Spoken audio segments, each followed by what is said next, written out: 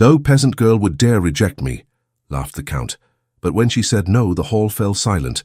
"Before we begin this beautiful period romance story, tell me in the comments where you're listening from. I love knowing where you're joining me from." The music moved like a ribbon around the room, light and careful, as if the violins themselves understood that all great houses were built on keeping a beat. Laughter skated along the edges. Fans whispered. Shoes touched the tiles with pride that had learned to disguise itself as ease. It was late, but late in a palace does not mean the end of a night. It means the hour when people forget they are being watched and begin to perform honestly. The Count of Aragon had chosen that hour. Vanity picks its moments with the skill of a court musician. He stood beneath a chandelier that did not merely glow, it approved. He raised his cup, let the candlelight find his ring, and lifted his voice so it could travel the room without shouting. "No peasant girl would dare reject me," he laughed, and the laughter rose with him like steam from a winter dish. He said it as if humoring a friend, as if it were a gentle joke he allowed the room to share. The room was practiced at this kind of humor. It rewarded him with smiles and a hum of comfortable agreement. They looked at him. They looked toward his circle. They looked at one another to judge the strength of the current. They did not look down, which is where the serving girls are, because to see a serving girl is to accept that she sees you see her. Yet the Count had invited everyone to look. "Bring one of the girls nearer," he said pleasantly, as if ordering a piece of music. "Let us test the boldness of the times." A page nodded and moved into the current of bodies. He went to the edge, where the light thinned and the motion of the hall became chores. The girls there held trays steady as ships hold their masts in fresh wind. They wore skirts meant not to speak, bodices meant not to breathe too loudly. They carried the night on their backs the way a wall carries a house. Isabella did not think of herself as part of a joke. She thought about the weight of the silver. She thought about the distance between her hand and the nearest table. She counted how many cups remained and how many faces were thirsty. She thought about the ribbon at her waist that kept her apron tied when a tie wanted to loosen under heat. She kept her face clear and her hands clean.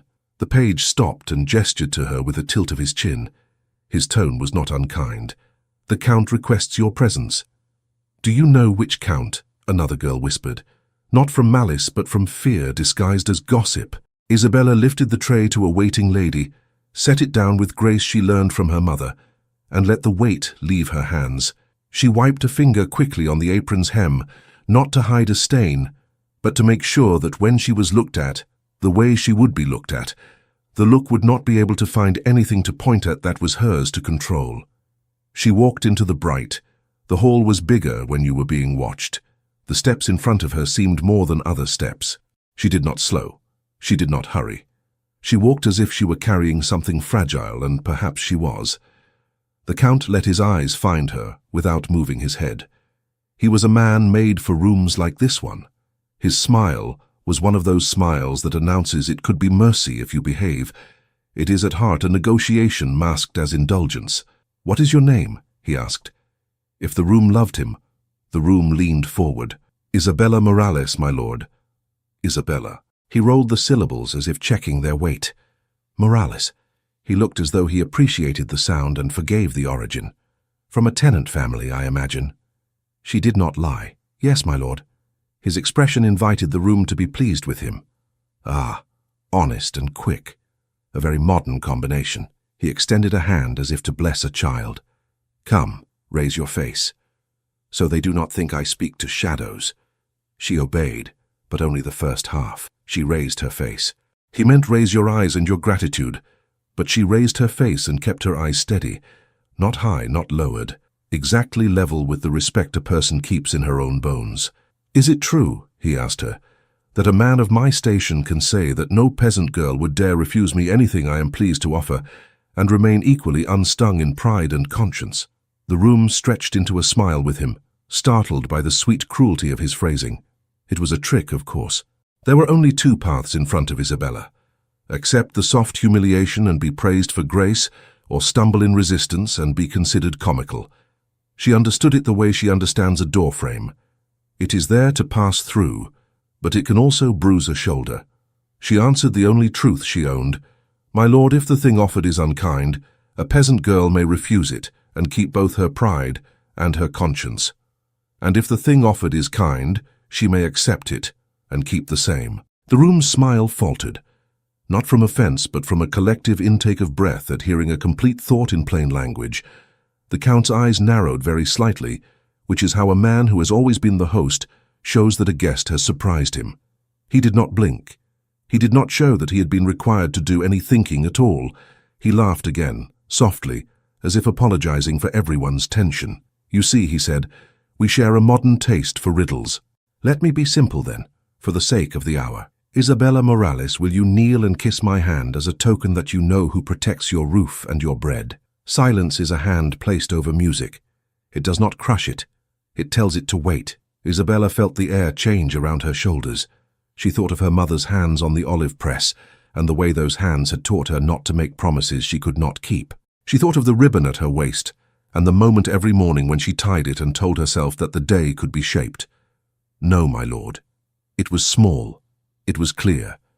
It sounded like water poured into a copper cup, the way the note rings and then disappears, leaving you with the proof that something true has weight.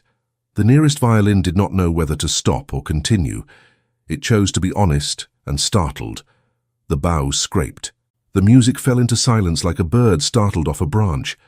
A page behind Isabella, whose attention had been on watching the Count's face for cues, let a goblet slip against the rim of a tray. It fell, and the sound it made when it struck the tile was not a crash but a scandal. A circle of wine widened toward Isabella's shoes, as if the floor was learning to blush. The Count smiled. A practiced smile, the kind used to calm horses and boys. He lowered his hand with deliberate grace so that no one could say it had been refused. He turned his wrist as if displaying the ring had been his intent all along. "This is why we are kind," he said lightly, "because it is a mercy to give the untrained a chance to try again." He looked past her shoulder with a benevolent air, as if addressing the room in which she happened to be standing. "My friends, do not startle. We are teaching manners, not conducting an inquisition." He glanced back at Isabella. "Shall we reset the little scene?" She did not move. She did not look terrified, which is usually the next act. She looked steady. Steadiness has a way of drawing attention from every corner, because it feels like something is about to happen that no one wrote down in their schedule. "If you require me to kneel, my lord, I cannot." A soft exhalation moved across the room like a wave. One could hear the cloth of dresses shift as shoulders pressed closer to friends. People who had been happy to borrow the Count's confidence now borrowed each other's. "You cannot?" He sounded not angry but curious, which was worse. "Then instruct me. Perhaps you will teach me something this old house has not yet learned." "I cannot, because kneeling is a thing I would do to ask a blessing, and a blessing is not something you ask from a man who makes a jest of a person's bread." The sentence felt long in her mouth, but she did not remove any of its parts to ease it. Someone coughed. Someone else murmured a prayer in a voice like a secret. Doña Beatriz, a widow who knew how to arrange a room with one lifted eyebrow, turned her fan half closed and said, "Oh dear," softly enough for the nearest 6 people to hear and feel chosen. Don Alvaro de Villena had been at the edge of the circle, attentive but still, because he belonged to a kind of man who survives a court by being the quieter companion in any conversation. He watched Isabella with the same care he had used to watch a line of men in a field, a different kind of weather. He recognized steadiness, the way a man recognizes a road he has walked twice. His hand closed around the stem of his cup.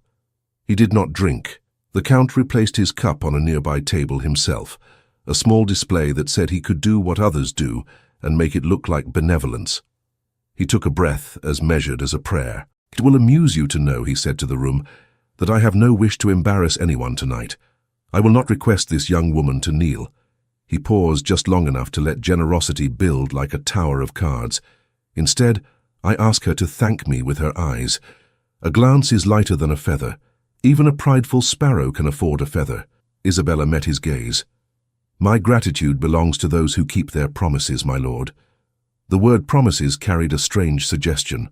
It pressed on the corners of the room where law and custom keep company. It brought to mind leases and oaths.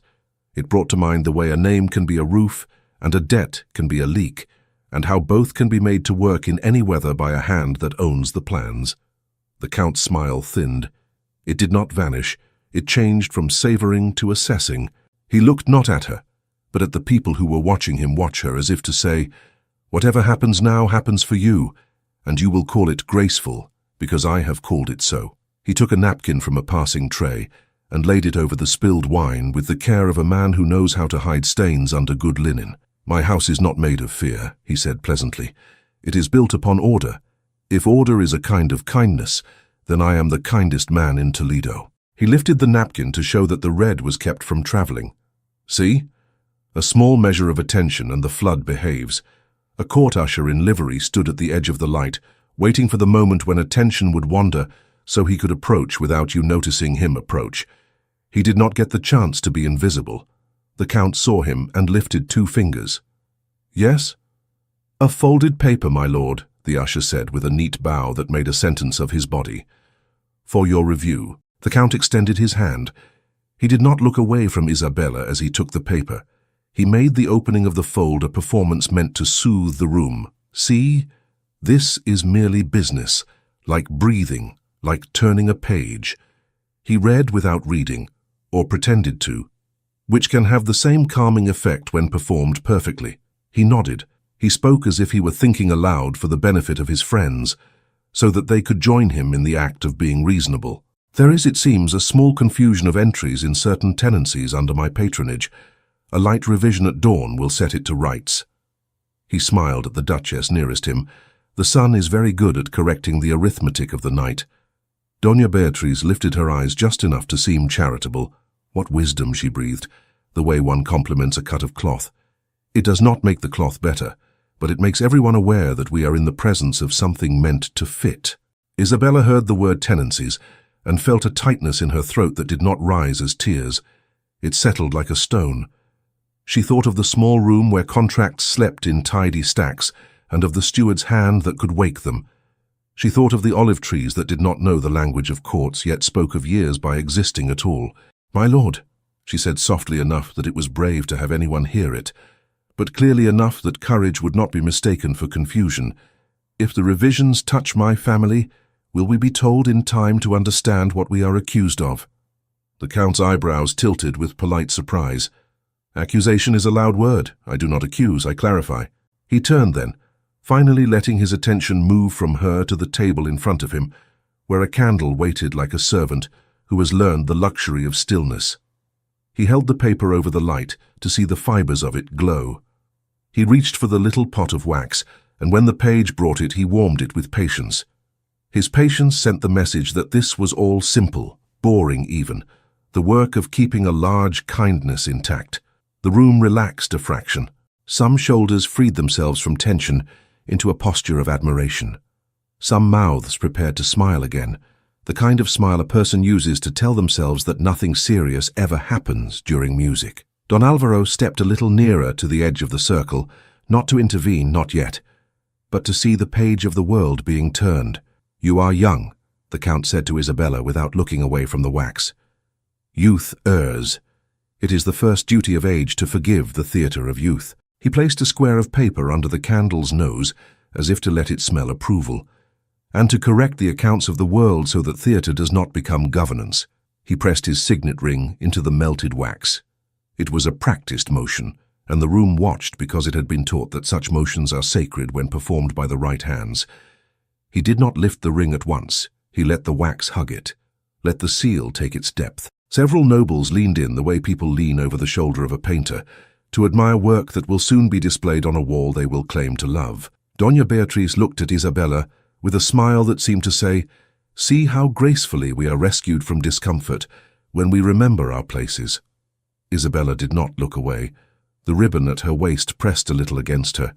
She felt it the way you feel your own name when you hear it from across a field on a windy day. You are not sure whether to turn, but your body knows the sound. A few courtiers began to speak again in light threads of conversation, as people do when they have decided that the fragile thing on the table is not going to break. Someone asked someone else about the next dance.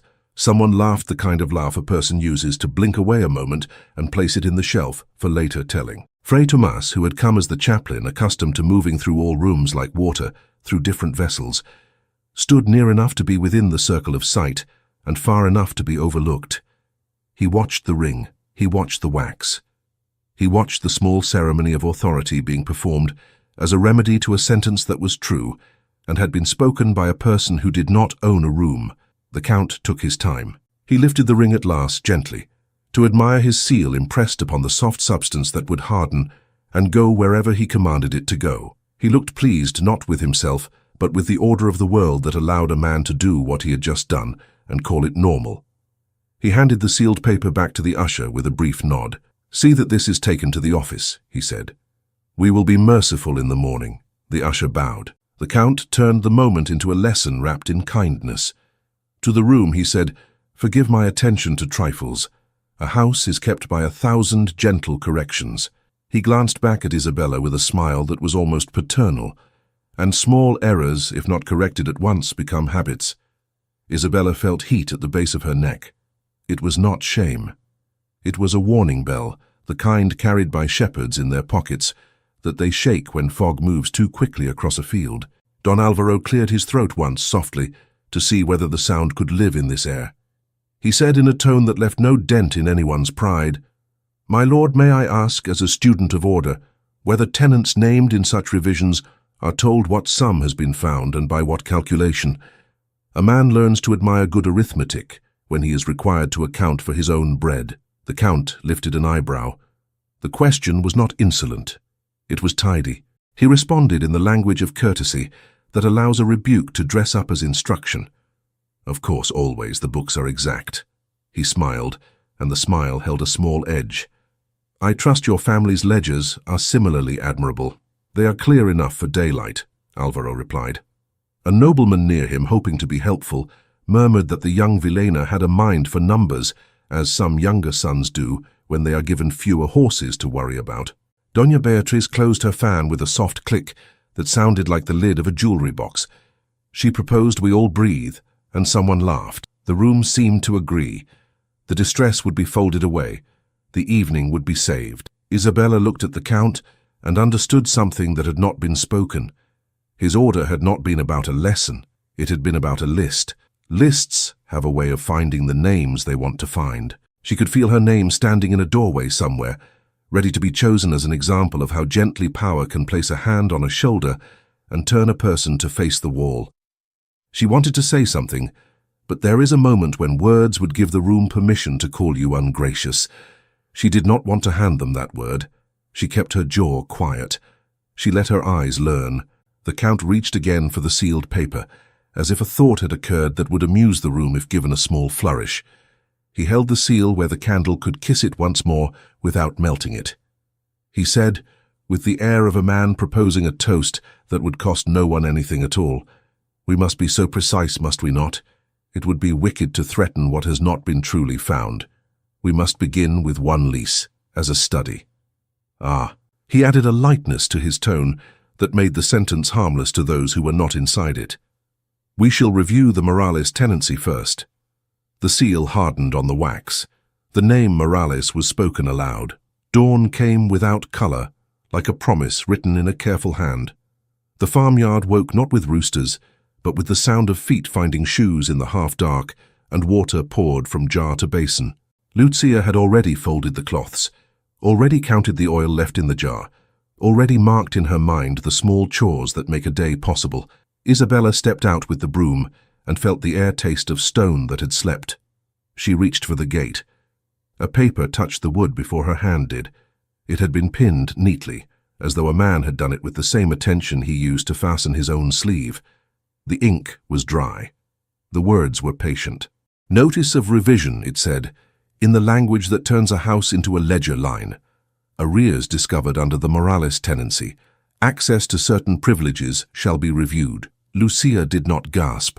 She put her palm flat to the page as if warmth could soften letters. Isabella read without moving her lips, because reading aloud would make the words belong to the air, and the air did not deserve them. "This is not the way," Lucia said quietly, "the way one points out that a bowl has been set where a bowl will be knocked. It should have been a visit, a conversation. If there was confusion, A man would have come to explain. The paper does not explain, Isabella said, because paper cannot listen. She wanted to take it down to save her mother from looking at it every time she crossed the gate, but she knew better than to deny what would not be denied. She traced the seal with the tip of her finger. The wax had taken the ring deeply. It was proud of itself. "We will go to market," Lucia said. "The steward must be there. He will talk when he is among people." Market felt like a place where the world remembered itself. Stalls, voices, the old argument between price and need. On days when money was thin, kindness became a currency, and most people had some to spend. Isabella tied her apron with the red ribbon that had belonged to her grandmother. It had a bit of a shine left in it if you looked from an angle.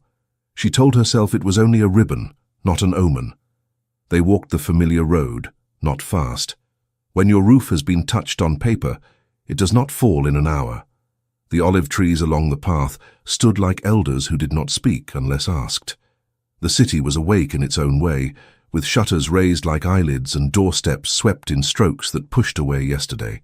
The steward stood under the awning of a cloth seller, because stewards know how to borrow shade and position. He saw them. He saw the paper in their posture. He arranged his face into a form of sympathy that did not require action. "Good morning, Doña Lucia," he said, because she was a woman of years, and to the girl a nod, because girls are expected to make bows with their presence. Lovely day for oranges. He fingered a fruit that was not his, to show he was untroubled. "Sir?" Lucia said, and the word sir was a straight line, no bend in it. "There is a notice upon our gate." He smiled the way a man smiles when a child shows him a broken toy. "Ah, those. Routine, I assure you. The Count is only keeping good accounts. It is a health for all when sums are correct. Sometimes in the keeping of lands, small errors accumulate like dust." He made a brushing gesture with his fingers, polite dusting. "What error?" Isabella asked. The steward tilted his head as if thinking about whether the sun would warm the day by noon. A matter of measures on the press, perhaps, or a tithe delivered on a day different from the day recorded. "We must not make a festival of it. Bring your questions in writing, and the office will be pleased to schedule a review." A man at the neighboring stall pretended not to listen, as people do when they wish to be kind and cannot find a way to be brave. A woman buying onions reached for extra coins, then changed her mind because pity must be secret if it wishes to be useful. Isabella felt the ribbon at her waist press into her fingers where she had tucked the knot. She thought of the night at the palace and the laugh that had tried to make her ribs into a cage. She said with a courtesy that did not borrow anything from fear, "May we see the ledger where the error appears and the hand that wrote it?" The steward's smile held. "The ledgers are kept correct," he said, as if that were the same as saying they could be seen. "We cannot open them in the market as if they were fruit. There is an order to things." He looked at the people nearby, inviting them to agree that order is the name of what protects them from chaos. Doña Beatriz appeared as though she had risen from the shade itself, a figure who knows exactly how big her outline is in the eyes of others. She carried no basket. She carried attention. "Good morning," she said to the crowd in general and the women in particular, because women keep the story of a city in their sleeves. "What pretty onions! What fine bread! And you, steward, doing your work in a place where everyone can admire it." "We came to ask for clarity," Lucia said. The notice was not clear. "Clarity is our dearest wish," Doña Beatriz answered, "for nothing makes a house shine like it." She placed one finger to her cheek and addressed the steward as if prompting a child. "Perhaps a beginning could be made by requesting a few household details. Some matters are delicate, yes? Better handled in a quiet room than in a street where words turn into feathers and fly to places they were not meant to see." "We have no words that cannot be said in the street," Isabella replied softly. "Ah, but others might," said Doña Beatriz, and her eyes rested on Lucia with a pity so smooth it might have been carved. "Tell me, good mother, would you favor us by coming to the palace office this afternoon? We can settle the small points in the comfort of chairs and ink that does not spill." "Why only my mother?" Isabella asked. "Because mothers keep the keys," Doña Beatriz said, as if explaining a game. "We must respect that." She adjusted her glove at the wrist, which gave the steward time to nod at the right moment. "Do not be troubled. This touches no one's honor. It is all bread and figures." "We will go together," Lucia said. "The office sometimes finds it easier to speak with one voice," Doña Beatriz replied, in the tone that says this is consideration, not constraint. "Too many voices make music. We are not in a hall." She smiled at the market women so that their kindness would become her audience. A murmur moved through the stalls. People rearranged their hands, their baskets, their gazes. Suspicion stands around improvisations like a fence. A child tugged at his mother's sleeve, asking for a fig. The mother said no without looking, because she was counting the meaning inside a polite suggestion. Don Alvaro stepped from the far side of the bread seller's table, where he had been choosing loaves by weight, not glaze. He had listened without pretending otherwise. He bowed to Lucia as to a lady of a house, then to Isabella as to a witness whose word he would respect in a chamber. "Steward," he said, his tone carrying an ordinary courtesy, "when such notices are posted, is it not usual to note the sum alleged and the rule under which the sum was calculated?" The steward smiled at him as one smiles at a helpful nephew. "Of course, in the fullness of time, the office will provide all that is needed." "And the hearing before the corregidor," Alvaro continued, still mild, "is it not also customary when a tenancy is questioned, so that both sides can place their figures and their recollections where a bench can see them?" Doña Beatriz's fan opened like a lily. How diligent our young men are, always attentive to forms. She tilted the fan to hide the lower half of her face as if she needed shade for her thoughts. "The bench is attentive when the matter is large. When the matter is small, we kindly spare the bench the burden." "The bench is not burdened by justice," Alvaro said, and whoever was near enough to hear him straightened a little, because the sentence held a weight that asked to be carried well. "It is strengthened by practice. If there is nothing to fear in the ledgers, then light will only make them handsomer." He spoke as one who has had to carry the weight of a thing without making others carry it. He left room for dignity to stand with him rather than behind him. Isabella looked at him and felt her breath settle. She had not come to find an ally in a market, but there he stood, quiet as a rule that had not been applied in a long time, and suddenly was remembered. Doña Beatriz answered with a careful nod. "Your zeal honors you. I will make the request." She looked toward the steward, and the look was an instruction dressed as affection. "Draft an appointment. A review can be scheduled before the bench, since we are all so earnest this morning." "Thank you," Isabella said, not to flatter, but because gratitude is the oil that keeps doors from making a noise when opened. Then she turned to the steward. "Please write the sum in question and the days that have been miswritten, so we can bring our own memory to match yours." The steward looked as though a small pebble had entered his shoe. He did not limp. He bowed. "As you wish." The rumor came like a wind that forgot it was not invited. It traveled from mouth to ear across the market, with the speed that only simple fictions own. A girl was heard to have taken a cup at the feast, a cup of wine not meant for her hand, perhaps two. Perhaps she sang a little. The story grew plumage. It was offered and accepted because it saved those who had cheered the Count from the trouble of thinking. Isabella heard it without being told. Rumor has a way of turning heads in a certain rhythm, and she knew that rhythm. She took a breath that did not tremble, and she steadied the tray on a nearby stall, though she was not carrying anything. She stepped into the path of the spreading tale, and spoke as one speaks to a neighbor leaning on a fence. "I did not take a cup." A plump man selling olives lifted both hands as if to say he had not accused. "No one said you did. We only wondered." "Wondering is a kind of building," she replied. "It uses material it did not pay for." The market fell quiet for a beat, because the sentence had the sound of a proverb, without the furniture of one.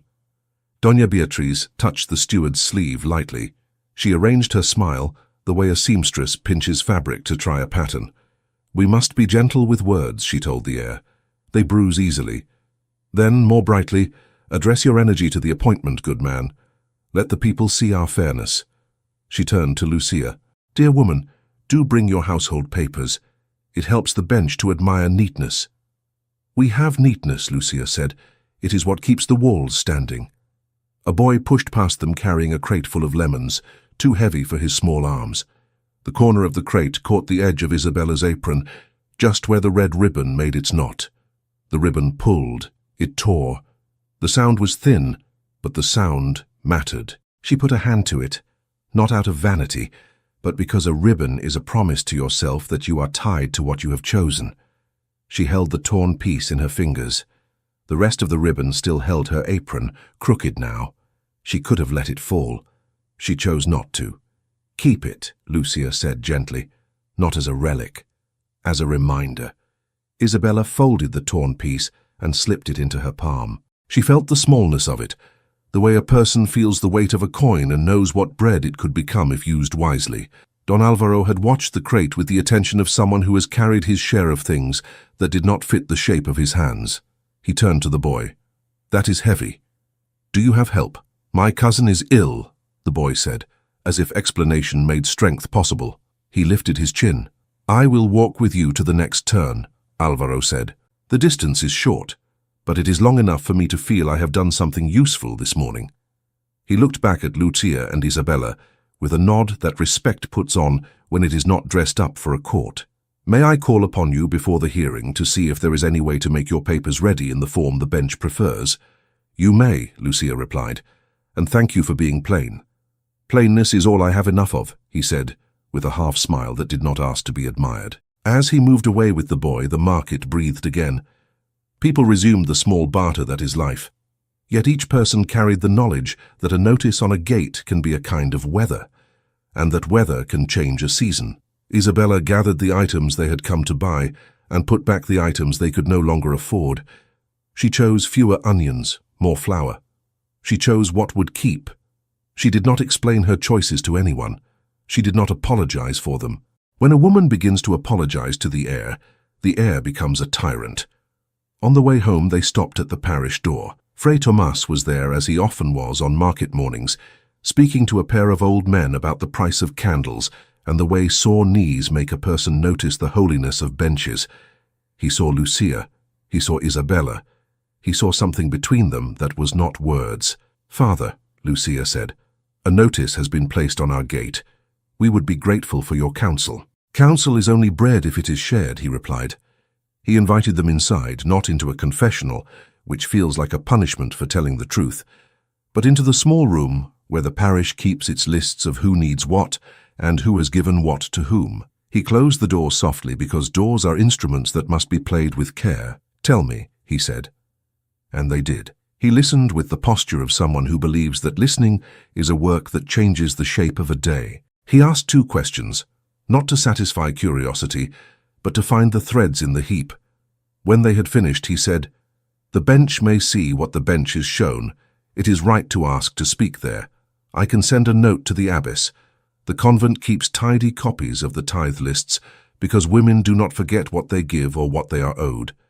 If some entry has shifted like a stone in a path, perhaps there is a record of the path before it shifted." "Thank you," Isabella said.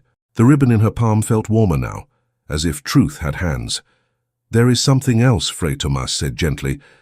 "In matters like this, the first blow is often to the page. The second is to the story. The market will be asked to hold a version that makes it easier for some to sleep. Remember that sleep does not vote in the morning. People do. Stand in the same place each time you speak, and you will be a landmark, not a rumor." "We will stand at the bench," Lucia said. He smiled, a small pleased thing, as though someone had arranged the candles exactly as he had hoped.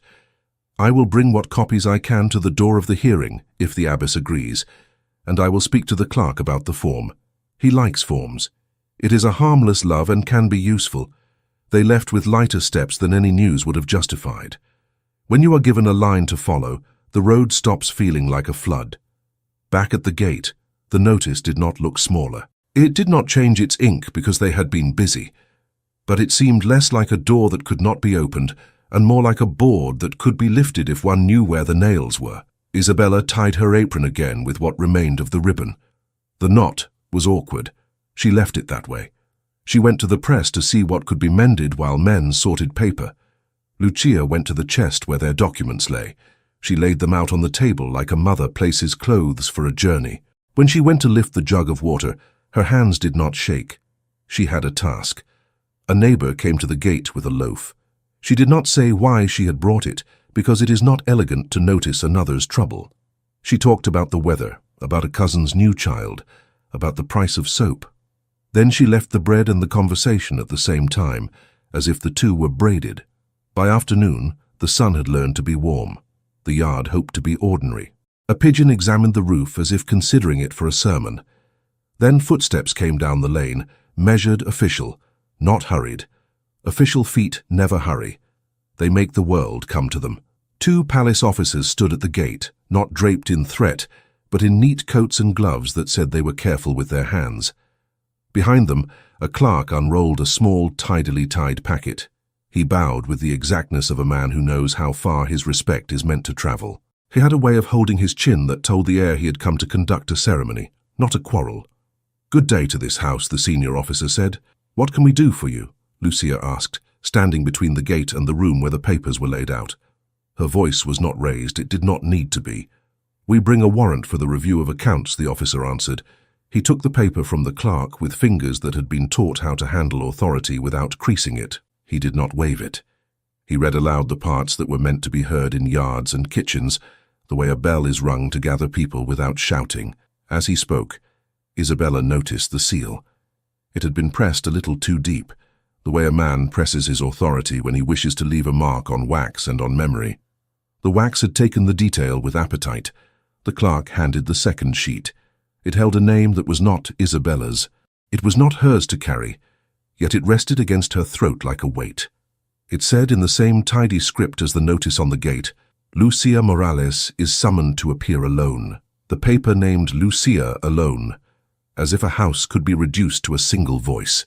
The officer folded the warrant with care and waited in the yard, leaving the weight of it on the table without touching the documents spread there. The clerk's eyes did a small round trip over the neat stacks and came back to the seal as if to confirm his own importance.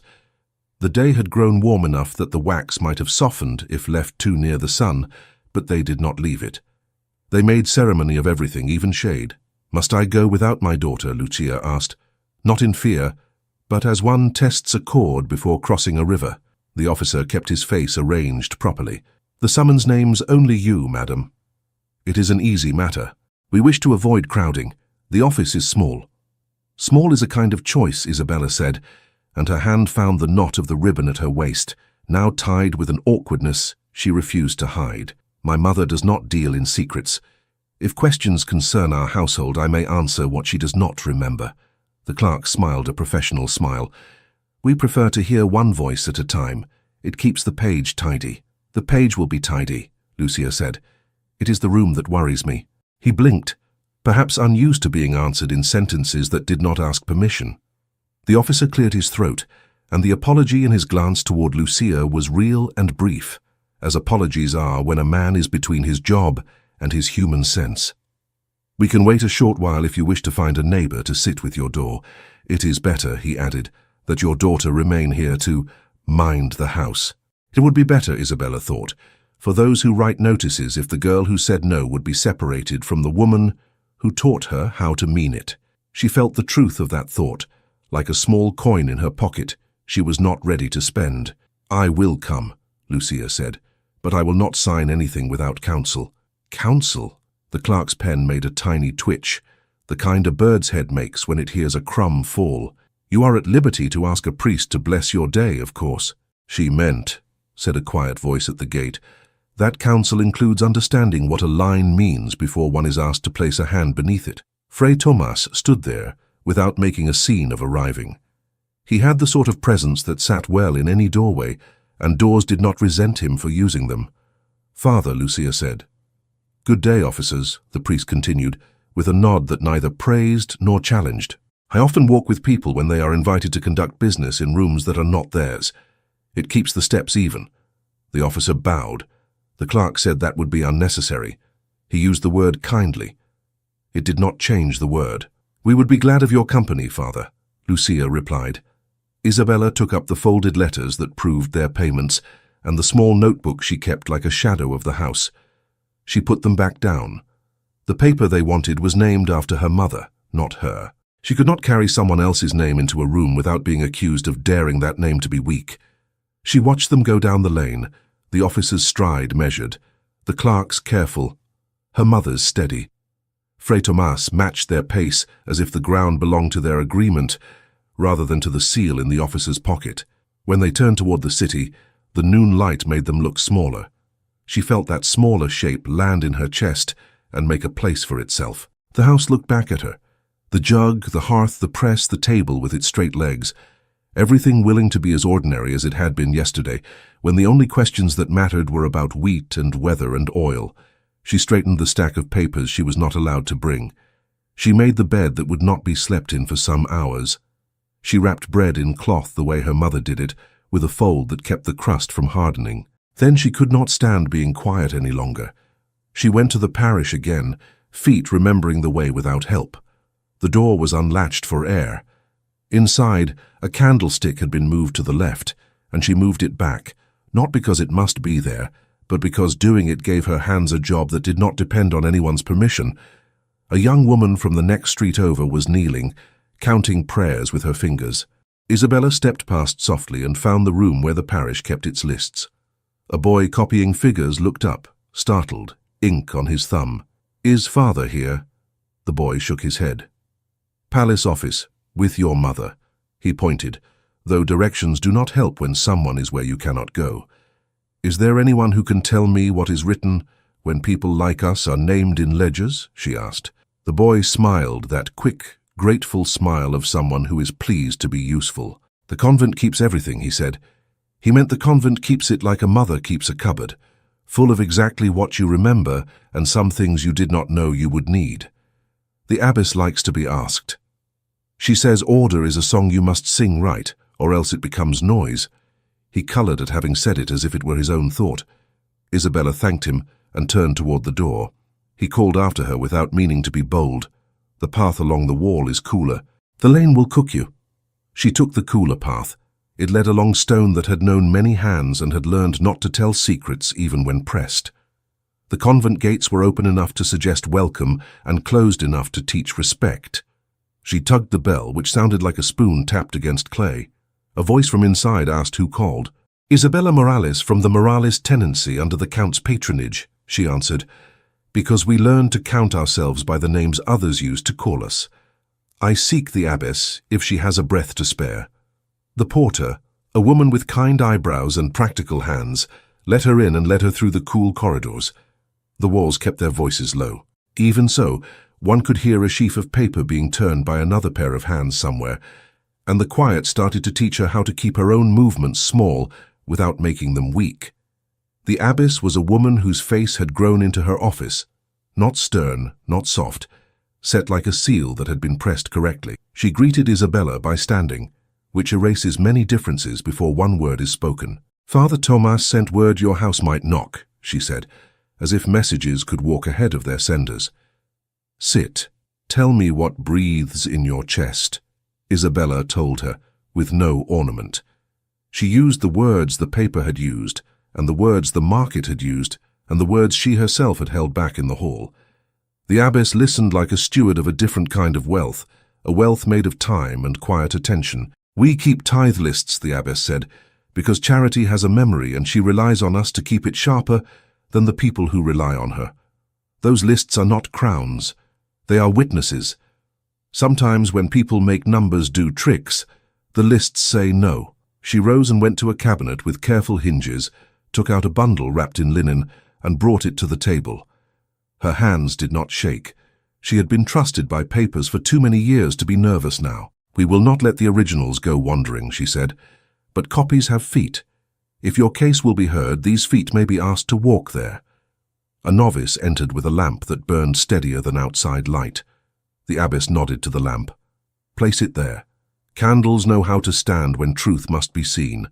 The novice set the flame where it could show ink without flattery. Isabella bent over the columns and saw, for the first time, the city the way numbers see it. Names, quantities, dates that turn people into patterns. She traced her finger along entries that involved her neighbors, her household, the granary, the poor box. There were days when grain left the granary and days when it returned. There were marks where it ought to sit heavier, and instead it seemed to fly. On certain weeks, the abbess said, the poor were told not to come because no measures remained. On those same weeks, another page shows the tithe collected as if it had doubled. I did not know how the two truths could hold the same bench. I thought perhaps I had lost a day in my mind. But I do not lose days. She tapped the column lightly. Isabella's breath slowed to match the lamp's steady pulse. "May I copy these?" "You may," the abbess said. "Not all, only what touches your house and the neighboring entries that speak to the same days. We do not fight a cloud with a book, but we show where the path goes wrong." She called for parchment, a fine reed pen, and sand. She also sent word to a lay sister who kept the convent's accounts. "She will watch our eyes, too many eyes make ink jealous." As they began, the porter returned to the room. "A gentleman waits at the gate. He says he comes as a friend of the Morales house, and his hat tells the same story. He knows a priest. Should I send him away to keep our silence taut?"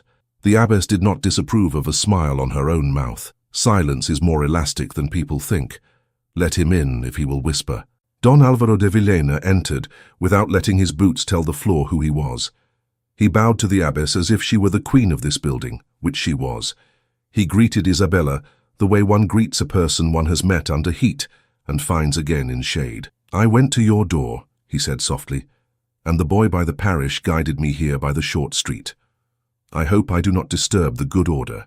The abbess gestured to a chair. "You disturb nothing you do not improve by removing it. Sit. If your eyes are true, you may look. If they are not, the lamp will find you out." Alvaro looked like a man who would not dare to fail in front of such a lamp. He sat, took the copy pen when offered, and watched the numbers until they made sense. He did not rush. He matched dates at a pace that allowed trust to form in the small ease between lines. "These marks," he said after a time, "indicate deliveries from the granary noted in the count's steward's hand. Then, on the bishop's day, the tithe measured was less than half what was due, yet the account shows a full measure given. The poor list shows names sent away. Who signed these tallies?" "A clerk's initials," the abbess said. The seal was pressed to the summary. Alvaro frowned, not like a lord who has been contradicted, but like a man who finds a knot in a rope that has kept a bridge up. The seal appears on days when nothing required it. Someone wished to marry the appearance of law to an absence of grain. It is a habit of people who know that eyes admire wax more than ink. Isabella copied an entry that touched the week when her mother had begged flour from a neighbor, and returned it the next day out of pride. The ledger showed no gap then. The next week, a sudden increase of arrears sat heavy on their line. It was the kind of trick that steals exactly as much as a person cannot prove. She felt the knowledge settle without rage, like a stake placed in the ground to mark a place for building. "We will need a formal petition to the corregidor," she said. "If we ask as beggars, we will be given charity and called content. If we ask as tenants, we will be given a hearing and called troublesome. But I would rather be troublesome in daylight." Alvaro raised his eyes to her face and nodded. "I will draft it in the form that cannot be refused, without requiring the bench to explain why it refuses. Explanations do not like to be seen naked." He glanced at the abbess. "With your leave, I will cite the practice of sanctuary and the convent's record as basis for the court's interest." "You have my leave and my satisfaction," the abbess said. She called for her lay sister to supply the proper phrases. Men love phrases. They carry them like talismans. The work of copying slowed time until the sun forgot where it meant to be. The lamp did not flicker. A small breeze pressed against the window and thought better of it. Isabella's hand, unused to ink for so long, cramped. She shook it out, which made a tiny, shapeless blot on the margin. She covered it with the tip of her finger and breathed. "Do you need rest?" Alvaro asked, the question naked of gallantry. "No," she said. "I need to finish." She smiled. A small thing, not an invitation, only a proof that she was more metal than glass. He smiled in answer without showing teeth, as if acknowledging that she had set a pace, and he intended to keep it. He traced the letters of a name on a copy he made, P.D., and looked up at the abbess. "This clerk, does he belong to the palace or to the town?" "To the palace office," she said. "He comes here sometimes to admire our lists and to flatter their straightness. The flattery is very kind. He does not ask to help carry sacks. He will prefer to be seen as harmless," Alvaro murmured. "Men who press seals too deeply always do. It is their coat." A bell rang somewhere in the building, not loudly, the kind that says a meal is ready or a prayer is beginning. The abbess lifted her head. "We will go to chapel to agree with God about what is true," she said. "You may continue here without us. We trust you because the lamp has not wavered." When the sisters had gone, the quiet grew into a person, and sat with them. Isabella dipped the pen and the scratch sounded like slow rain. She remembered to sprinkle sand to settle the ink. She thought of her mother in a small chair under a large window at the palace office, and wanted to be a door standing between her and anything that wished to press her thin. Alvaro set aside the copy he had just made and looked at her hand. "May I bind your fingers for a moment with linen? It will help the ache to behave. A soldier taught me that ink is a kind of work that also blisters."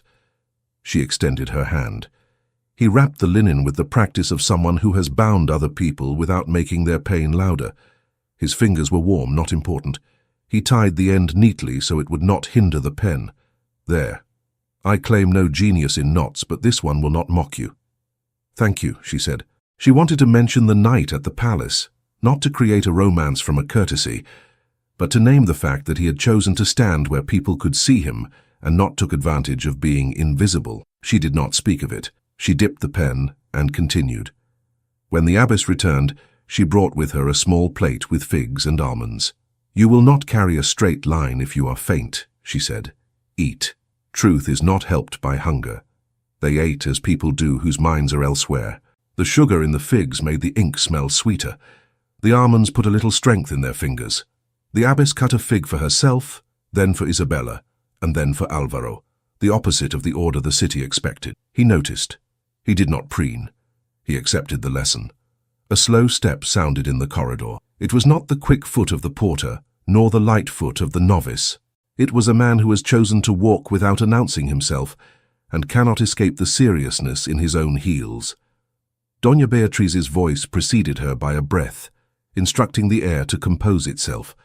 She entered, not shy of the threshold. "Sister," she said, and her nod acknowledged the abbess's authority, even while her eyes tried to place a rope around it. "I have come to ensure we are not wasting anyone's goodwill. A hearing may not be necessary if we speak calmly." The abbess gestured to a chair.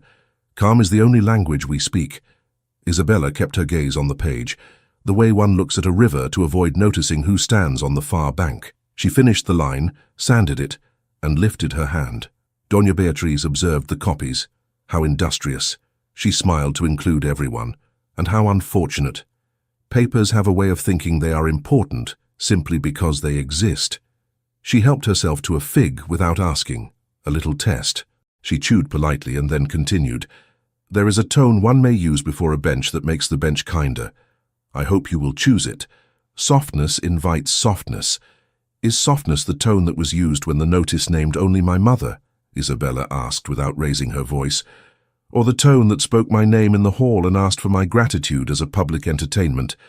The fan opened with a sound like a breath swallowed the wrong way. "My dear," the Count was making light of a heavy moment. "We all must sometimes rescue a room." "I do not wish to be a room that needs rescuing," Isabella said. Alvaro placed his copy aside and folded his hands. "Doña Beatriz, if the bench is to do nothing, let it be because we were mistaken, not because we were quiet." He turned his head by a degree toward Isabella. "She will not be less plain because a lady politely asks her to be quieter. Neither will I." Doña Beatriz's smile gathered itself at the corners.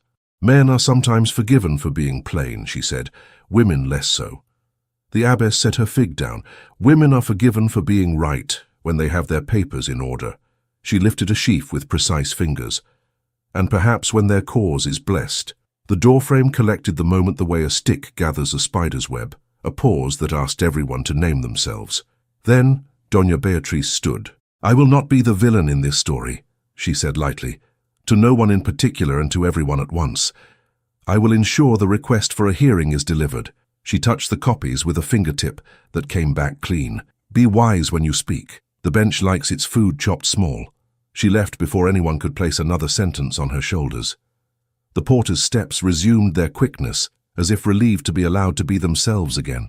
The abbess exhaled through her nose, the only sign that temper is not a quality God removed from her when she took her vows. She looked at Isabella, then at Alvaro. "You are both correct to stand the way you stand. Now we give the city's habit a chance to behave." Alvaro reached for the petition draft he had begun, sharpened his reed, and wrote the salutation as neat as a man who believes letters should carry respect without kneeling. He included the convent's roll. He included the habit of the office to press seals too often. He asked not for mercy but for method. The light shifted. The lamp held steady. The copies accumulated to a slim stack that felt like a wall when held properly. They reviewed the dates once more and agreed on what they did not know, so that they would not be surprised into saying more than they believed. When there was nothing left to add that would not be decoration, they set the pen down. "What will your mother be told?" the abbess asked. "What suits the seals," Isabella said, "that she is trouble, that her daughter is worse, that we are careless with accounts and bold with words." She kept her tone even. She would not dress worry in drama. A soft knock at the outer door sounded like the last sentence of a letter. The porter appeared with a folded note. "From the palace office," she said, "for sister or for the young woman. It did not know which of you was more dangerous." The abbess took it, broke the wax and read. Her face did not change. She passed it to Isabella. The script praised Lucia's cooperation and requested her signature on a prepared correction at dawn. It promised leniency for promptness and confusion for delay. It advised her not to involve herself in legal matters beyond her understanding, as that would only embarrass her. Isabella inhaled. The breath touched the place inside her, where her ribbon lay folded. She tucked the note under the copies and looked at Alvaro. He held her gaze and did not hurry to speak for her. She found her voice without help. "We will see the bench." "You will," the abbess agreed. She called for the porter. "Send a boy to the corregidor's office with our letter. Ask for the clerk who disdains messy petitions. He will prefer ours. He likes ink that shapes itself." The boy, who had ink on his thumb earlier, appeared as if called by his own future. He took the letters carefully, tucked them into a leather folder, and looked like a colt who had just been told he would run for a purpose other than his own delight. He left, steps eager, then corrected himself, and walked with dignity because he had seen it done. Waiting grew long legs and sat down again. The sun moved to the other side of the courtyard. The lamp continued to insist on steadiness. A bell marked the hour when the city begins to smell of suppers. The abbess's lay sister shuffled one set of papers and put them to bed. The porter came and went. No one talked about outcomes. It is a superstition among people who often hold breath. If you name the thing you need, it might crumble into things you cannot use. Alvaro rose, paced once to loosen his knees, and sat again. He spoke low for her only. "If the bench refuses, I will carry these to the royal auditor at his next visit. It will shame the town to take a matter up past it, and I will be called the wrong kind of loyal, but I do not mind the name." "We will not borrow trouble," she answered. "We have enough to feed tonight." The door opened. The boy stood there, flushed but composed. He did not enter. He held the threshold as if it were a drum he must beat only once.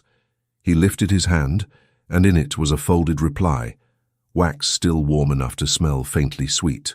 The porter took it and gave it to the abbess. The abbess did not hurry. She thumbed the seal to test its truth, then opened with the care she gave all things that would soon be called evidence. Her eyes moved, then lifted. "A messenger arrives with a reply from the corregidor. He will hear them today." The corridor outside the audience chamber smelled of wax and linen, the smells of rooms that pretend to be calm. People arranged themselves along the walls as if they were part of the furniture and wished to prove their usefulness. The porter from the convent carried the folder like a reliquary. The abbess did not come in person. Her letter came in her stead, sealed with the modest stamp of her office and the authority of years. Isabella stood with her mother and Fray Tomas. She felt the torn piece of ribbon in her palm, folded twice, a small square of resolve. Don Alvaro came last, so he would not seem eager, and bowed to Lucia as if greeting the host of a gathering. He spoke low to Isabella. "The petitions are in the form the bench prefers. No flourish, exact names, dates that do not argue among themselves." "Thank you," she said. Her voice did not know how to be smaller than the truth it carried. A clerk called the room to order with the tone of a man who had taught many rooms to behave. The corregidor entered. He was not magnificent. He was spare, careful, the sort of man whose chair made sense under him. He took his seat and looked around at the people, not past them. When he spoke, his voice did not try to be wise. It tried to be heard.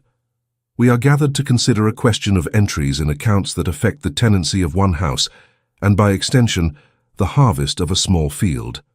We will proceed with courtesy, because courtesy keeps the weather fair in small rooms. He glanced at the door where the steward waited.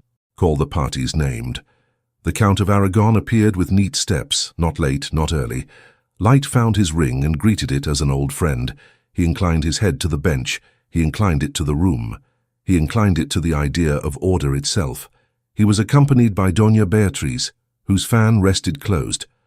A sword in a sheath that would never be drawn, because it was too well known to require drawing. Behind them stood a clerk, with a face people forget on purpose. Lucia and Isabella entered together. They did not whisper as they passed through the doorway. Whispering makes witnesses sound like rumors. They stood where they were told to stand and did not ask to sit. The corregidor signaled. Begin with the office. The palace clerk stepped forward and made a small bow to the bench. He spoke as if he had memorized his words, which he had. In the course of routine review, we found discrepancies in the Morales tenancy. Several measures of grain were unaccounted for in the ledger. A tithe was delayed and recorded improperly. Notices were sent, as proper. A correction was prepared, as merciful practice. The clerk smiled, as if his mouth were paid to contain reassurance. The bench asked show the ledger. A copy was presented, its pages neat as a soldier on inspection. The clerk pointed, here and here. He spoke with a finger that knew how to accuse politely. The steward nodded in the right places, like a man agreeing with a bell. The corregidor turned his head slightly.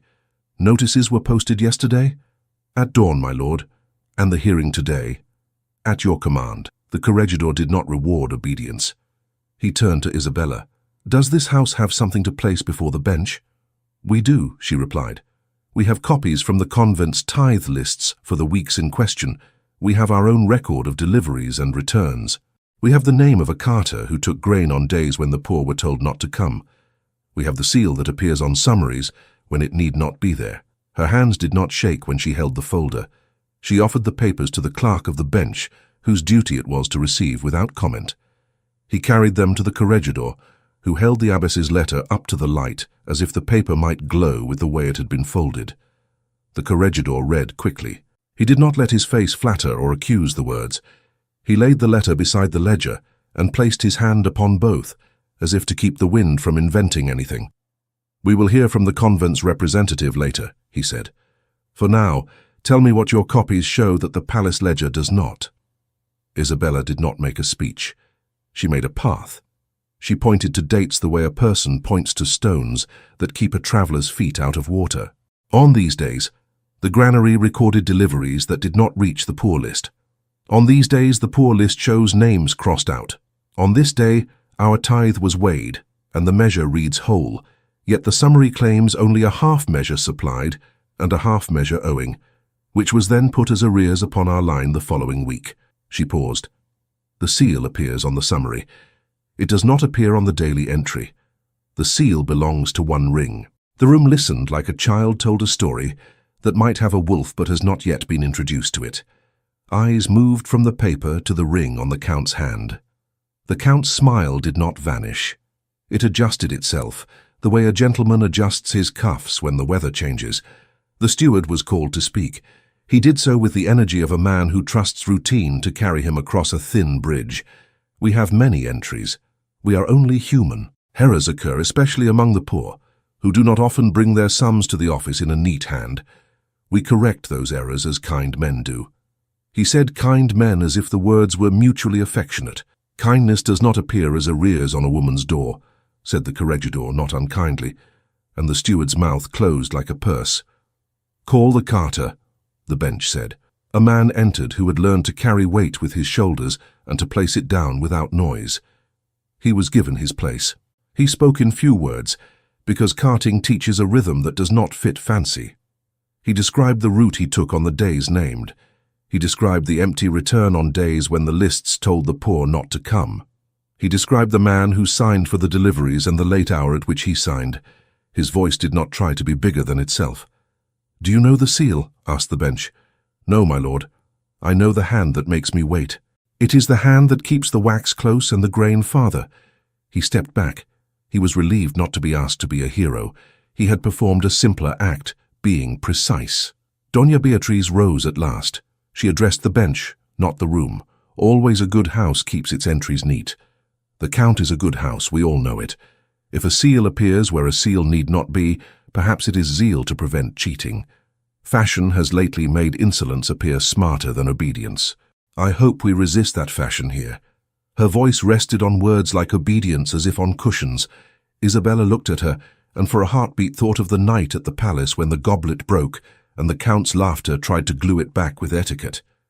She did not speak to Doña Beatriz. She spoke to the bench. We do not ask to shame a house, we ask to keep our own. If the entries were true, there would be no need for seals pressed so deep that the wax remembers the ring better than the ink remembers the grain. The corregidor shifted the papers for a clearer view. He turned to Fray Thomas. "Father, your parish has dealings with the convent lists? We do. The poor come to us when the convent's door is too far. We measure our candles. We count our crumbs. We can tell when a number is wearing a borrowed coat." The weeks named by the young woman felt thin. Bread came back to be blessed twice because it had been promised once and then taken. The bench nodded.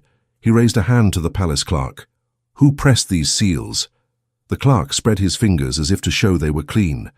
"The Count's ring was used, my lord, when summaries were prepared. It is custom." "Custom is a cloak that fits many shoulders," the bench replied.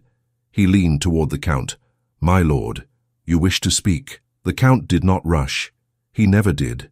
He let the air wait for him. Then he rose with the sort of gravity that assures a room it has not wasted its time. "The Count of Aragon is always at the service of order," he began. "If entries were made that confused charity with arrears, it is regrettable." He allowed the word regrettable to soften the edges of everything else. "My house holds the poor in stewardship. No one will be turned out on a whim." He looked at Isabella with generous detachment. "If this young woman has stirred us to more careful keeping of sums, then let us reward her with a better balance. But let us not turn a lesson into a spectacle." He placed his hand briefly over the seal on the table, a quiet assertion that authority is by nature a calm thing. The room relaxed, trained as it was to take generosity when it was offered and call it noble. The bench did not relax. He looked down again at the column of dates. He traced a finger along the space between the convent's entries and the palace ledger. "We will hear the convent's letter," he said. The porter approached with a steadiness that respects importance without falling in love with it. He gave the letter to the clerk of the bench, who read at the corregidor's request. It stated simple things with simple sentences. It named the weeks when the poor were turned away for want of measure. It described the copy practice of the convent, that long habit that keeps memory from becoming a rumor. It asked the bench to compare illumination with shadow. When it was finished, the room did not know whether to nod or to find a cough. The bench nodded for them. He looked to the young woman. "Isabella Morales, will you speak on your own behalf?" She did not step forward. She did not need to. She allowed her voice to carry itself. "Our field is small, my lord. Our oil press does not boast. We have paid what was owed when it was owed. We have accepted help when we failed, and returned it the next day when we had enough to do so. If we are made to carry debt that belongs to someone else's hand, we will lose more than a field. We will lose the truth we have kept between ourselves and God." She breathed once. The breath steadied the lamp of her voice. "We do not ask to be admired. We ask not to be miscounted." She could feel the hall hold still. The Count studied her as if the shape of her words could be pressed into a ring and worn. The bench addressed the clerk. "Who took delivery on the days in question?" The clerk named a junior official. His initials matched the ones Alvaro had traced. The bench requested that he be brought. He was not present. A runner was sent. The correcting of rooms requires messengers. While they waited, the bench turned to Alvaro. "Don de Villena, your petition bears your hand. Do you ask for your own sake or as a student of order?" Alvaro bowed, the sort of bow that keeps a spine unbroken. "For the sake of order, my lord, which is my own sake and everyone's." He did not add more. The sentence sat on the table like a cup that will not chip. The junior official arrived, surprised by the size of the room he had entered. He was shown the entries, the summaries, the seal. He stammered, not because he was evil, but because he had learned a habit and now was asked to name it as habit while the room listened. He named the days he had signed. He named the hour. He named the man who told him to use the seal even when not required. He tried not to say the name. The bench did not bully him. It placed him gently in the center of his own sentence. "Thank you," the bench said, when the man had finished saying more than he intended. "You may wait outside." The Count's smile did not shift.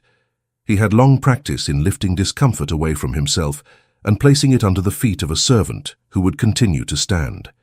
He bowed to the bench. "We will take care, my lord.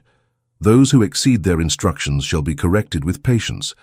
I ask that we return to propriety with the swiftness that keeps markets calm." The bench placed his palm over the convent copy again, as if to still a page that might fly. He spoke plainly. "Markets are kept calm by justice, not speed." He turned to the palace clerk. "No further notices will be posted on the Morales Gate until this review is concluded." He turned to the steward. "No seizure of tools, animals, or renderings will be attempted." He turned to Lucia. "Your lease stands as yesterday." He turned to Isabella. "Your courage is noted. Courage does not entitle, but it clarifies." His gaze moved to the Count. "My lord, your house's service to this city is known. So is the bench's service.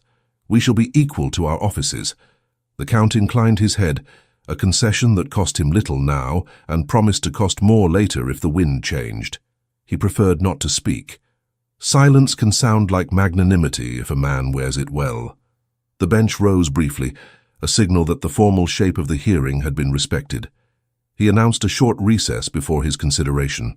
The clerk scurried to collect papers, as if he could make a decision by putting sheets in the right stack. Outside the chamber, the air learned to be air again. People who had kept their thoughts folded unfolded them and compared their creases. Some took the Count's quiet as victory. Some took the bench's sentences as shelter. Others considered their suppers and decided to think about justice tomorrow because salt must be measured today. Isabella stepped into a patch of shade, where the wall offered its cool without comment. She leaned there not to rest, but to feel the stone answer her back. Lucia stood beside her. The older woman's face had not changed throughout the hearing. It changed now very slightly, the edges softening as if the muscles had asked for water and been given it. Fray Tomas came to them with a look that had no triumph in it, only relief that the day had not wasted its breath. He said, "Your words were the right size. No one had to put a ladder against them to climb." "Thank you, Father," Lucia replied. She placed a hand lightly on Isabella's arm. "We will go home soon. I promised the jug I would be there to lift it, or else it will sulk." Isabella smiled. It was an ordinary smile, the kind one uses at markets and at bedsides. It tasted better than any other kind. Don Alvaro waited until there was room to be private in a public hall. He did not step too close. He did not lower his voice in a way that would require her to lean in. He showed her the respect of clear words where anyone could hear them if they wished and call them proper. "Isabella," he said, and her name in his mouth did not feel borrowed. "Today I stood with you because a bench must be taught to look where it has not looked in a while. Tomorrow I wish to stand with you because there is a life I mean to make, and it is only honest if you are at the center of it." He paused, not to admire his own sentence, but to breathe. "I ask to marry you openly, not to rescue you, not to hide you, to honor you where everyone may see that honor and get used to it." She did not answer at once. Good women are told to answer at once, so a man will not be made to feel the weight of waiting. She allowed the weight to exist. It is good for words to be heavy long enough to know if they will break what is underneath them. She looked at Lucia. Her mother's eyes were kind. They were not surprised. "Do you know what is being asked of you by their eyes?" Isabella asked him, tilting her head toward the door where the Count's crest had passed. "They will say you could have wed comfort, and you chose a stone you must carry. They will say you took pity and called it love." "Let them name things wrongly," he said. "Names learn better when they are put to work. My comfort does not interest me. My honor does. If it cannot stand the weight of a good woman's truth, it is brittle, and I would rather see it broken than keep it and be useless." Fray Tomas made a small sound that might have been a laugh or a prayer. The two are close cousins. Lucia's mouth became a line that had never learned to pretend. "You speak as if you have listened to yourself for more than one season," she said to him. "That is rare in a young man." He bowed to her in thanks, as if she had shown him where a tool was kept that he had been using wrongly. Isabella looked at his hands. They were steady.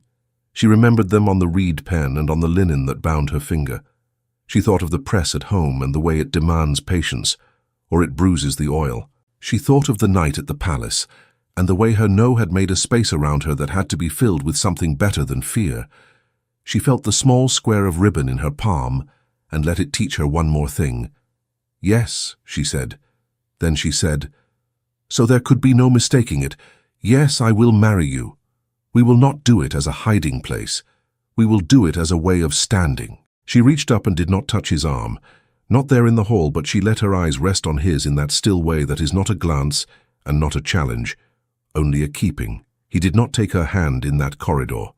He took a ring from his own finger, the signet that made him himself when paper asked for proof. He turned it once in his palm, then closed her fingers around it, shielded by the fold of her ribbon so the world would not mistake his meaning and make a sentence of it before the bench had made its own. "Keep this for me," he said. "Not as a pledge of debt, but as a trust open to the air. What is mine will not lose its name, because you hold it." She felt the metal's warmth where his skin had left it. She did not look at the crest. She looked at the weight. She thought, a ring is a circle, but sometimes it is a straight line between two people. She nodded. "I will keep it. I will return it when we stand before a priest and make the room bigger by speaking two names together." Doña Beatriz passed just then with the air of a woman checking on the category of a day. She saw the small circle of them and chose not to break it. She paused only long enough to say, to the air, "Decisions made in corridors have a way of staying strong. They are not heavy with flowers." Then she moved on, her fan unneeded. The bench returned. People settled as if their bones had remembered chairs. The clerk shuffled the last necessary papers and placed a clean page on the table because justice likes to write on something ready. The corregidor spoke without ornament. "We have heard enough for today. We do not pretend to have the whole season's story from an afternoon's talk, but there is enough to say that haste is unfit. The notices are stayed. The sums in question will be recalculated in the presence of a third party chosen by this bench, with access to the convent's copies. No corrections will be signed in private rooms. The poor will not be sent away on the days named without the parish's knowledge." He looked at the Count. "Your house will assist this process." The Count inclined again. He did not commend the bench. He did not argue. He saved both for later, when rooms were different. The bench continued, looking at Lucia. "You will go home and keep your house. You will be told when to return, not summoned with the urgency of men who wish to win by surprise." He looked at Isabella. "You will speak when spoken to, as you have done today. And if you speak unasked, let it be because silence would be a lie, not because victory has made your tongue hungry." She bowed, which is different from kneeling. "Thank you, my lord." The hearing closed. It did not bang shut like a door that has been slammed. It sighed closed like a book that will be opened again soon. People rose and began to call the day by different names, depending on what it had given them. Some said mercy, some said reprieve, some said annoyance. A few said justice, but softly, because it is a word one does not say loudly unless one has seen it, and most had only glimpsed its sleeve. They stepped into the courtyard, where the sun had shifted and made the tiles gentle underfoot. Isabella breathed and found the air tasted less like wax and more like dust that had remembered it is friendly. Lucia took her daughter's arm and made it look like a habit older than this trouble. Fray Tomas smiled with the knowledge that work has been done and more must be done, and that both truths can exist without hurting one another. Don Alvaro walked beside them to the gate. He did not plan. He did not promise dates and times and trumpets. He said only, "I will speak with the abbess and with the clerk the bench will appoint. We will keep the numbers from learning new tricks. When you are ready to speak to the priest, send a word through the boy with ink on his thumb. He will be proud to carry such a message."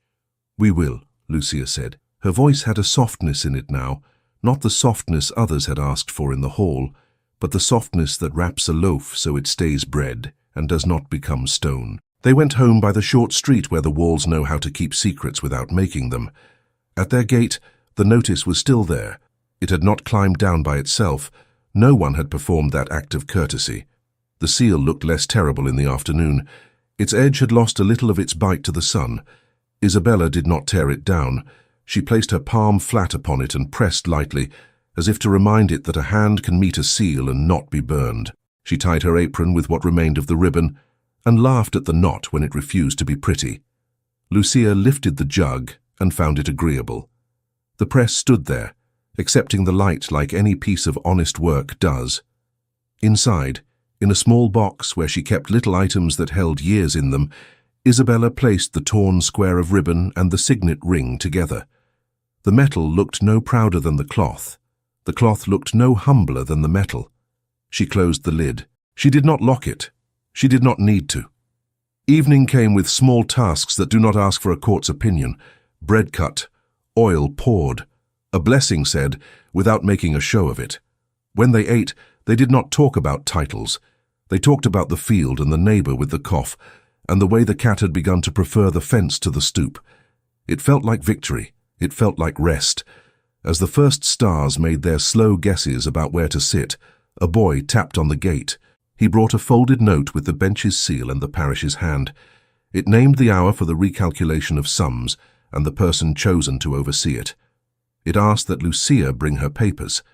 It advised her to bring her daughter, because memory lives in more than one head. "We will go," Lucia said. "We will go," Isabella echoed. When the boy left, Isabella stood at the door and looked out at the road that had brought them to the hall and brought them home again. She could still hear the Count's laughter from that night, like a distant instrument that had not learned the tune. It sounded different now. It sounded like something made of air and habit. It sounded like something that would fade if no one clapped. She turned back into the house. She untied her apron and smoothed it on the peg, crooked knot and all. She went to the small box and touched the lid once, just to feel the line of where it met the base, a seam now holding two small promises. Then she blew out the lamp and let the dark be kind. Morning arrived as if it had been taught to walk softly. The yard felt steady. Even the notice on the gate seemed to know it would soon be taken down, not by anger, but by a hand set to right things. Isabella woke before the bell in her chest. She watched light spill over the press and knew what kind of day it wished to be. A day that decided something and left the decision standing. The recalculation was set in the council room of the town hall, a room that did not pretend to be grand. The table had ink stains like old bruises that no longer hurt. The corregidor sat with the patience of someone who had learned that sums take their time to reveal their temper. Beside him stood a third party, a man of small voice and precise fingers, chosen by the bench. On the other side, the palace clerk stacked his papers as if stacking them could make them truer. Doña Beatriz hovered in black silk, like a friendly shadow that knew where to fall. The Count did not attend that morning. His steward did, and the steward's eyes were the kind that look everywhere but inside themselves. Lucia placed her household papers on the table. She did not spread them wide. She made a neat line of days and measures. Isabella stood at her shoulder and set down the convent copies, the abbess's seal, quiet and present. Don Alvaro stood a step behind them, hands at his sides, not on the table, not on a sword he did not carry, his presence the kind of support that does not crowd. The third party cleared his throat. "We will proceed entry by entry." He took the palace ledger first. He did not distrust it. He did not worship it. He read it as if it were a story that might have forgotten a chapter, and then he reached for the convent sheets and asked them to remind the story of itself. He matched dates the way one matches a stitch in a hem, firm, invisible, exact. On the first week in question, he said, "The palace ledger shows a full tithe collected and a half measure supplied to the poor. The convent lists show the poor sent away." He looked up, not to accuse, but to invite explanation. The steward smiled a tired smile. Perhaps the poor did not need that day. "The parish register," said the third party, "shows 3 children named in need." He did not soften those 3 into something else. He let them be the weight in his sentence. The steward's eyelids lowered to half-mast. He nodded, as if to say he would consider the possibility that hunger had made a mistake by arriving on the wrong day. On the second week, the palace ledger shows an arrear placed upon the Morales line equal to the measure missing from the poor list. A seal appears on the summary. The third party turned the page. "The seal is the Count's." The clerk said custom. The third party said habit. He did not say more. He circled the dates in pencil so light the marks looked like the idea of a circle rather than its command. By the third week, the pattern had learned to repeat itself with less shame. The table collected these facts like drops of water until a small pool formed that reflected every face leaning over it. It reflected a house that kept itself. It reflected a hand that pressed wax too deep. It reflected a city that had not paid attention because it had been asked not to. "I will go to the granary," the third party said. He removed his jacket as if to tell the room he was about to ask questions that did not need silk to sound respectful. He left with a clerk from the bench. He did not invite the palace clerk to follow. Doña Beatriz tried to keep the room polite by talking about the weather, and it obeyed her for a few minutes, then remembered it had other work. They returned near noon with sacks counted, measures tested, a list of names the granary had seen more often than the ledger confessed. The third party placed these names on the table, and the table did not sag. He aligned the columns and drew a firm line. Under it he wrote the sum the palace ledger should have carried, then the sum it did, then the difference. He did not speak louder when he wrote the difference. The number, when written correctly, made its own sound. The corregidor lifted his gaze. It was not sharp. It was steady. He ruled that the arrears were void. The Morales tenancy stood clean. He asked the steward to approach. He spoke to him in a tone reserved for men who have learned shortcuts and now are told to walk the path. The steward swallowed the correction. He did not like it. He knew it was not designed to be liked. He bowed and accepted it because a bow is cheaper than changing, and he hoped a bow would be enough. At the door of the hall, a stir trembled the air like a string plucked. A royal courier entered, with a folded packet bearing the thin blue ribbon that means the crown has chosen to notice. He bowed to the corregidor first, to the convent porter second, and to the room as a whole last, which taught everyone where they stood that day. He presented the packet. The bench broke the seal and read. The room, which had already added details to its story, learned it would be adding more. A royal auditor is en route to Toledo for customary inspection of accounts. The language was gentle, almost lazy. The timing was not. It said that the city was part of a larger heart which remembered to beat. When the auditor arrived 2 days later, he wore no sword and no flourish. He carried only a ledger of his own and a pair of eyes that liked numbers to tell the same truth twice. He sat where the corregidor had sat, and the corregidor stood beside him like a man relieved to share the weight of a wall. The count attended then, because when the crown's ribbon decorates a table, one does not send a steward in one's place. The auditor did not ask many questions.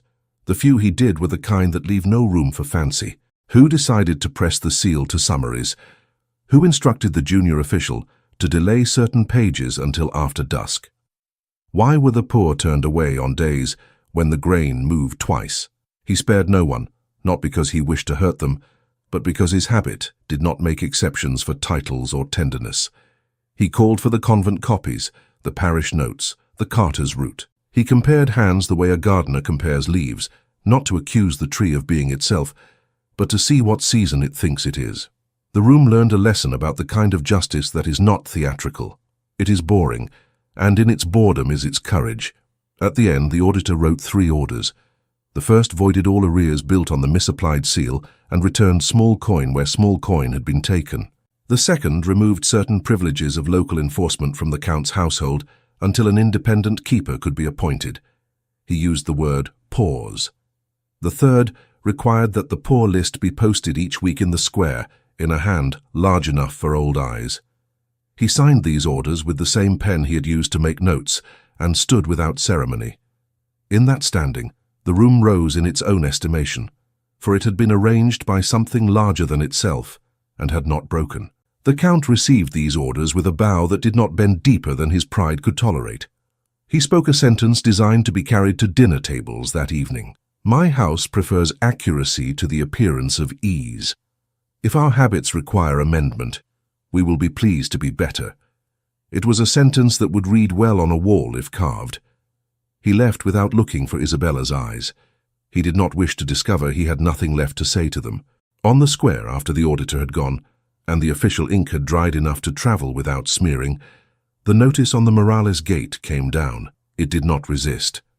Paper does not argue with fingers that have learned their own authority. The seal flaked in the sun as if it had never been wax. Lucia folded the notice and set it on the table for burning later. She was not sentimental about such trophies. Isabella touched the place on the wood where the paper had been. It felt like any gate. It felt like a door that belonged to its hinge again. Neighbors came not in procession, but in errands that ended near their yard. They asked to borrow a cup of flour and brought back a cup of stories. They praised the bench in the way people praise a roof when it holds, and the rain is still far off. Some laid a hand on Isabella's arm and did not ask permission to do it. Their touch was the city's way of telling itself what it had seen. She accepted the touch the way one accepts weather, grateful, a little surprised. Don Alvaro did not choose that hour to speak of vows. He lifted sacks, counted measures, and said nothing grand. He had decided that work said the right things if a man listened. At dusk, after the last neighbor had wandered home and the yard had accepted its own quiet, he asked Isabella to walk to the chapel with him. He did not ask the question as a test. He asked it as you ask a person if they would like to see the moon from the hill they have always called theirs. She said yes with a calm that made the air itself feel useful. Lucia wiped her hands and tied her shawl. Fray Tomas joined them at the gate, not as a herald, as a friend. They walked the short road in ordinary shoes, and the stones underfoot did not try to be symbolic. They were stones, good at their job. The chapel smelled of beeswax and thyme sprigs, tucked by someone's pious hand into cracks long ago. The abbess waited near the small altar, her face unadorned by triumph. She had set 2 candles where the light knew how to behave. A handful of sisters had gathered, their voices quiet even in silence. A boy with ink on his thumb tried to stand very straight. He had not yet learned that straightness is a kind of ease, not strain. Alvaro and Isabella stood before the altar without a procession, without a chorus. They spoke their names clearly, the way a person introduces themselves to a stranger on a road where they mean to walk together for a long time. When it came time for the question, Alvaro did not add phrases. He did not decorate. "I take you," he said, and the words made a sound like water poured into a clay cup. She answered with, "I take you," and the cup received it. Fray Tomas blessed them with hands that had blessed things more ordinary and found them holy. Alvaro reached for the signet she had kept. He did not take it back as property. He received it as a gift, returned with interest.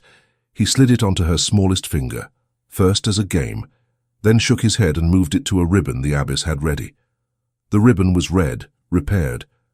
The torn piece had been braided into a longer strip by steady hands the evening before. He tied the ring at the base of the ribbon and knotted it lightly around Isabella's wrist. "There," he said, "is where our promise sits until the day we choose a simpler band." The room smiled, because a man who understands the difference between a promise and a display is rare. Lucia's eyes carried joy the way a river carries reflections, gently, without effort, and in such abundance that it felt like more than the river alone could make. The abbess intoned a prayer so plain it felt like bread. The sisters hummed a line under their breath, a tune a person could work to. A candelabrum flickered at first in a draught, and then found itself steady when the door closed. Isabella watched the flames stand like little spines and thought, "This is what truth does when you shield it from noise. It does not grow larger, it grows steady." They signed their names in the parish book, their letters neat and legible, even under the pressure of happiness. The boy with ink on his thumb blew the sand too hard and smeared his own name. He laughed and wiped it, and everyone decided the page was better for the smudge. Joy will do that. It will humanize a record. On the way out, a vendor from the market, the olive man with the cool jokes and the warm eyes, met them at the door with a clay cup. He had not meant to be there at that hour.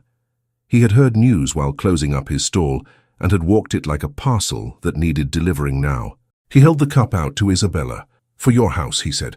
"Not because you asked for anything, but because sometimes a thing that breaks in a palace deserves to be replaced with something that will not shatter when a floor is cold."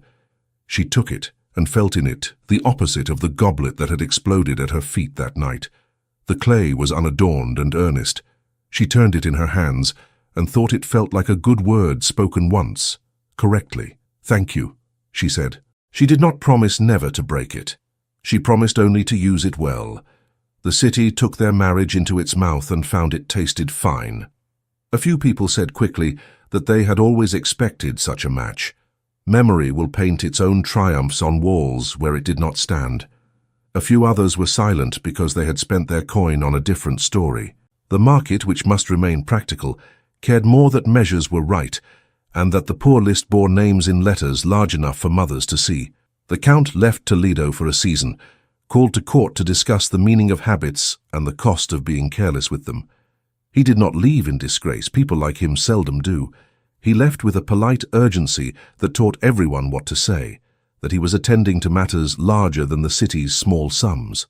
In the vacuum, the steward learned a new way to hold a pen, and the junior official learned that the weight of a seal is nothing compared to the weight of a room watching your hand. At home, Isabella and Alvaro learned the art of ordinary.